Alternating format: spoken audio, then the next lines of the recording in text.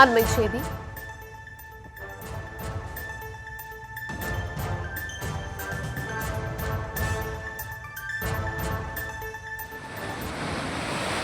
குமரி மாவட்டத்தில் பெய்து வரும் மழையால் வீராணமங்கலம் பழைய ஆற்றில் வெள்ளப்பெருக்கு ஏற்பட்டிருக்கிறது. இதனால் கரையோர மக்களுக்கு வெள்ள அபாய எச்சரிக்கை விடுக்கப்பட்டிருக்கிறது.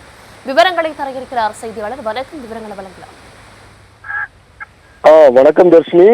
கன்னியாகுமரி மாவட்டத்தில் கடந்த சில நாட்களாகவே மாவட்டம் முழுவதும் மழை விட்டு பெய்து வருகிறது.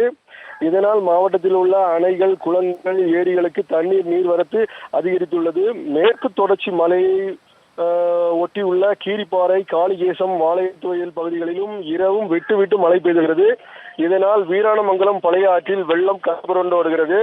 அதேபோல் சுசீந்திரம் பகுதியில் உள்ள சோளந்திட்டை அணைக்கட்டில் உள்ள மதகுகள் அனைத்தும் திறக்கப்பட்டு தண்ணீர் சீறி பாய்ந்து வருகிறது. பழைய ஆற்றில் இறங்கவோ குளிக்கவோ கூடாது எனவும் ஆற்றின் கரையோரம் வசிக்கும் மக்கள் பாதுகாப்பாக இருக்கவும் மாவட்ட நிர்வாகம் சார்பில் அறிவுறுத்தப்பட்டுள்ளது. தர்ஷினி, விவரங்களுக்கு நன்றி தங்கலிங்கம்.